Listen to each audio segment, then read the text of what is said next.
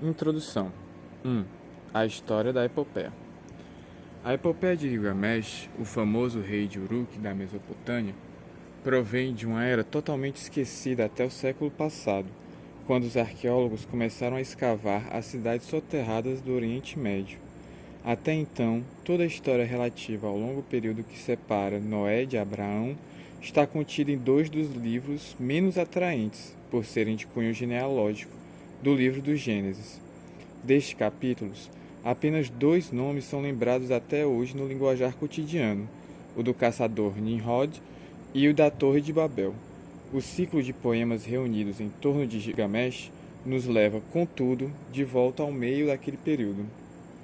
Esses poemas têm direito a um lugar na literatura mundial, não apenas por precederem as epopeias homéricas, em pelo menos 1500 anos, mas principalmente pela qualidade e originalidade da história que narram. Trata-se de uma mistura de pura aventura, moralidade e tragédia. Por meio da ação, estes poemas nos revelam uma preocupação bastante humana com a mortalidade, a busca do conhecimento e a tentativa de escapar ao destino do homem comum. Os deuses não podem ser trágicos, pois não morrem. Se Gilgamesh não é o primeiro herói humano, é o primeiro herói trágico sobre o qual conhecemos alguma coisa. É aquele com quem mais nos identificamos e que melhor representa o homem em busca da vida e do conhecimento, uma busca que não pode conduzi-lo senão à tragédia. Pode talvez causar alguma surpresa o fato de algo tão antigo quanto a história do terceiro milênio a.C. tenha ainda algum poder para comover e continuar atraindo os leitores no século XX. Isto, no entanto, acontece. A narrativa está incompleta e pode ser que continue assim. Ela é, porém, o mais admirável poema épico que nos chegou de todo o período anterior ao aparecimento da Ilíada de Homero, e é também incomparavelmente mais antigo. Temos boas razões para crer que a maior parte dos poemas de Gilgamesh já haviam sido escritos nos primeiros séculos do segundo milênio a.C., e que provavelmente já existia uma forma bastante semelhante muitos séculos antes disso, ao passo que o texto definitivo e a edição mais completa da epopeia vem do século VII, da biblioteca de Usurbanipal, antiquário e o último dos grandes reis do Império Assírio.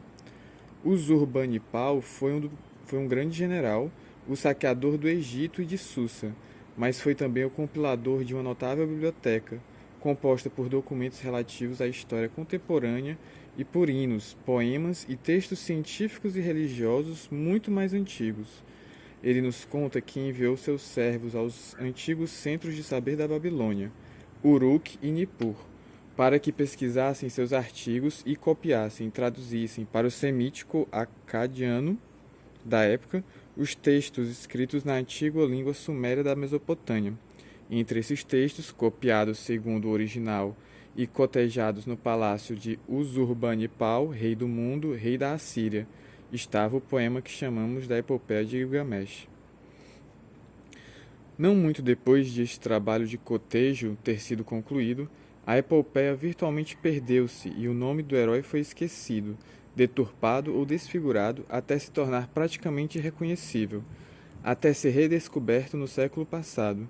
Essa descoberta deveu-se, em primeiro lugar, à curiosidade de dois ingleses, e depois ao trabalho de muitos estudiosos em diferentes partes do mundo, que juntaram, copiaram e traduziram as tábuas de argila onde o poema foi escrito.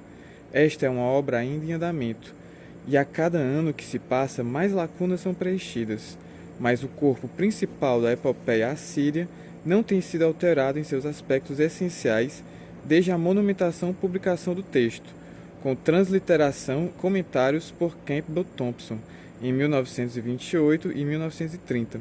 Mais recentemente, contudo, atingiu-se um novo estágio, e uma nova onda de interesse surgiu em torno do trabalho do professor Samuel Kramer, da Pensilvânia, cujo cotejo e tradução dos textos sumérios leva à história da epopeia.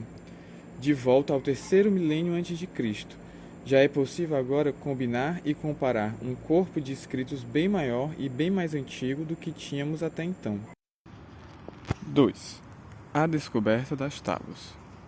A descoberta das tábuas remonta à era heróica das escavações, em meados do século XIX, quando, embora os métodos não fossem sempre tão escrupulosos, nem os objetivos tão estritamente científicos como hoje, as dificuldades e até mesmo os perigos do empreendimento eram bem maiores, e os resultados causavam um impacto capaz de alterar profundamente a perspectiva intelectual da época.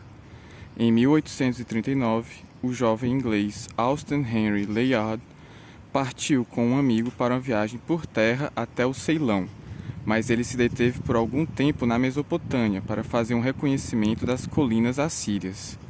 A demora de algumas semanas se estendeu por anos, mas por fim Nínive e Nimrud foram escavadas, e foi de uma dessas escavações que Layard trouxe para o Museu Britânico uma grande parte de sua coleção de esculturas assírias, junto com milhares de tábuas quebradas do Palácio de Nínive.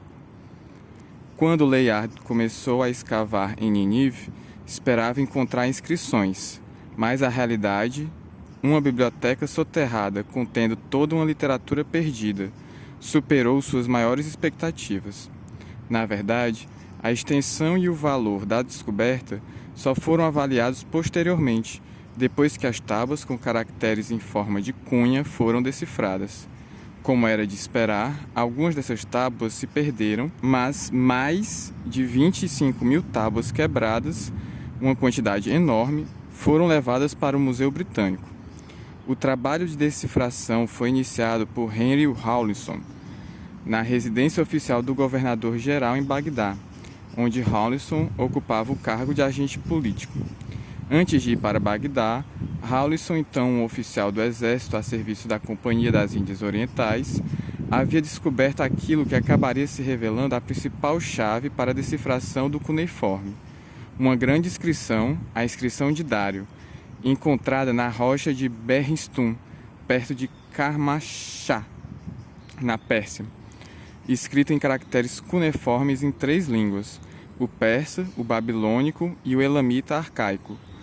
O trabalho iniciado por Rawlinson em Bagdá prosseguiu no Museu Britânico quando o orientalista retornou à Inglaterra em 1855. Logo após seu retorno, começou a publicar Cuneiform Inscriptions of Western Asia.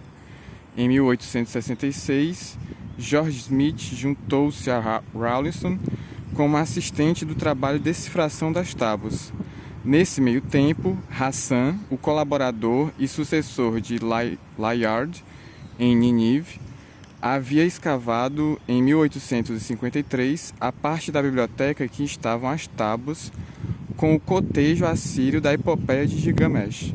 A importância da descoberta só foi percebida 20 anos mais tarde, quando em dezembro de 1872, no encontro da recém-fundada Sociedade de Arqueologia Bíblica, George Smith anunciou: pouco tempo atrás, descobri entre as tábuas assírias no Museu Britânico um relato do dilúvio. Era a 11ª tábua da Recenção Assíria da Epopeia de Gilgamesh. Logo depois dessa revelação, Smith publicou Chaldean Accounts of the Deluge, contendo um resumo da narrativa de Gilgamesh. O interesse foi imediato e geral, mas a própria tábua do dilúvio estava incompleta, e isto fez com que se iniciasse uma nova busca para trazer de volta mais tábuas. O Daily Telegraph contribuiu com 1000 guinéus para que fossem feitas mais escavações em Nínive.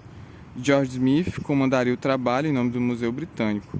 Pouco depois de sua chegada a Nínive, Smith encontrou as linhas que faltavam da descrição do dilúvio. Este material era, na época, e ainda é, a parte mais completa e bem preservada de toda a epopeia. Muitas outras tábuas foram achadas naquele ano e no ano seguinte, e Smith pôde reconstituir a maior parte da versão assíria antes de sucumbir, em 1876, à doença e à fome, vindo a falecer perto de Alepo aos 36 anos, mas já desbravara todo um território na área de estudos bíblicos da história antiga.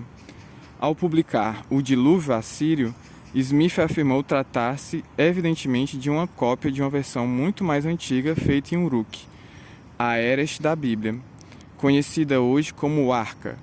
Alguns anos antes, entre 1849 e 1852, Q.W. Loftus, membro da Comissão da Fronteira Turco-Persa, passara 2 curtas temporadas escavando em Arca, onde encontrou curiosos restos, inclusive tábuas, e aquilo que hoje sabemos ser paredes de mosaicos do terceiro milênio. Mas o Arca teve de esperar até os anos 20 e 30 deste século para vir a receber mais atenção.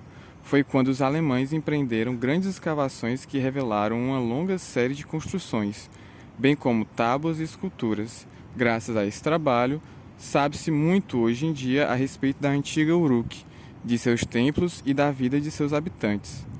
Ainda mais importante para a história da epopeia de Gilgamesh foram as atividades de uma expedição americana da Universidade de Pensilvânia, comandada por John Punnett Peters, que no final do século XIX começou a trabalhar no Monte de Nifer, a antiga Nippur, no sul do Iraque.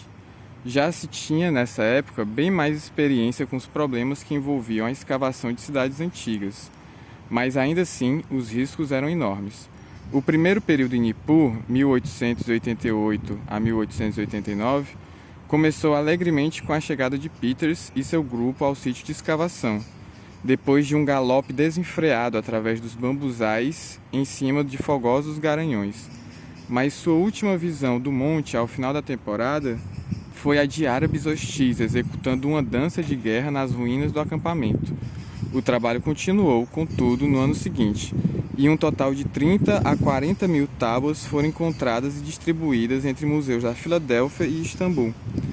Em um pequeno grupo dessas tábuas encontram-se as versões mais antigas do ciclo de Gilgamesh na língua suméria. O trabalho em campo e nos museus continua. Com a publicação das tábuas de Ur, que se encontram no Museu Britânico, novos acréscimos foram feitos ao texto conhecido. Foram também identificadas tábuas em Bagdá e em outras partes, algumas de importância histórica, outras diretamente relacionadas ao texto. A dispersão desse material tem complicado o trabalho de decifração, pois em alguns casos metade de uma tábua importante está guardada na América e outra em Istambul, fazendo-se necessário juntar cópias de ambas as partes para que seu conteúdo possa ser compreendido. A maioria dos textos antigos são documentos comerciais e administrativos, arquivos de negócios, listas e inventários que, embora sejam profundamente interessantes para o historiador, não o são para o leitor médio. A recente decifração da escrita conhecida como Linear B, da Era do Bronze de Micenas e Creta, não revelou literatura alguma. Uma enorme biblioteca descoberta em Kutitep, na Anatólia Central, compõe-se integralmente de registros de transações comerciais, excetuando-se um solitário texto que, além disso, é uma maldição. Não há ali nada de natureza literária. A importância das escavações em Nippur, Nínive e em outros grandes centros da antiga civilização mesopotâmica é terem restaurado uma literatura de alta qualidade e de caráter único. A epopeia de Gilgamesh deve ter sido bastante conhecida no segundo milênio a.C. Depois encontrou-se uma versão da narrativa nos arquivos da capital imperial hiita de Bog-Haskoi, na Anatólia, escrita em acadiano semítico, e foi também traduzida para o hiita indo-europeu e para a língua hurrita. Encontraram-se partes da epopeia em Suitantep, no sul da Turquia, e um fragmento pequeno, mas importante, descoberto em Megido, na Palestina. Aponta para a existência de uma versão cananeia ou palestina mais moderna, o que sugere a possibilidade de os primeiros autores da Bíblia estarem familiarizados com a história. O fragmento palestino vem da tábua que descreve a morte de Enkidu. A versão que mais se aproxima deste fragmento é a do conhecido relato de Bog-Haskoi. As escavações feitas em Ras Sanha, a antiga Ugarit, na costa síria, trouxeram de volta à vida uma literatura épica independente, cujas versões escritas datam em sua maioria segunda metade do segundo milênio. Essa literatura era também conhecida na capital hitita, e um de seus fragmentos refere-se a uma narrativa do dilúvio que provavelmente foi derivada da narrativa de Gilgamesh. Percebe-se, então, que as várias tradições literárias da época, incluindo as hiitas, coincidiam em muitos pontos e às vezes chegavam a se misturar, e recentemente levantou-se a hipótese da provável existência de uma tradição poética egéia-micênica, bem semelhante, cujos elementos teriam sobrevivido à Era das Trevas e reaparecido na poesia homérica e na poesia grega posterior. Toda a questão envolvendo a data e a natureza desse indiscutível elemento asiático na mitologia e nas primeiras produções poéticas da Grécia ainda está sob discussão e se mantém envolta de incertezas. Tenha chegado ou não ao Egeu a fama de Gilgamesh de Uruk, e esta é uma ideia fascinante, não resta a menor dúvida de que o herói gozou de tanto renome quanto qualquer outro de tempos posteriores. Seu nome tornou-se aos poucos tão familiar que passaram a lhe imputar anedotas e outras invenções, como uma fraude popular que sobreviveu em tábuas do século VIII a.C., que provavelmente são cópias de um texto mais antigo. Trata-se de uma carta supostamente escrita por Gilgamesh a um outro rei, com ordem para que lhe enviasse uma quantidade absurda de gado e metais, assim como de ouro e pedras preciosas, que serviam à confecção de um amuleto para Enkidu, que não pesaria menos de 15 quilos. A anedota deve ter sido muito bem recebida, pois sobreviveu em 4 cópias, todas de Sultantep. O texto foi recentemente traduzido e publicado pelo Dr. Oliver Gurney.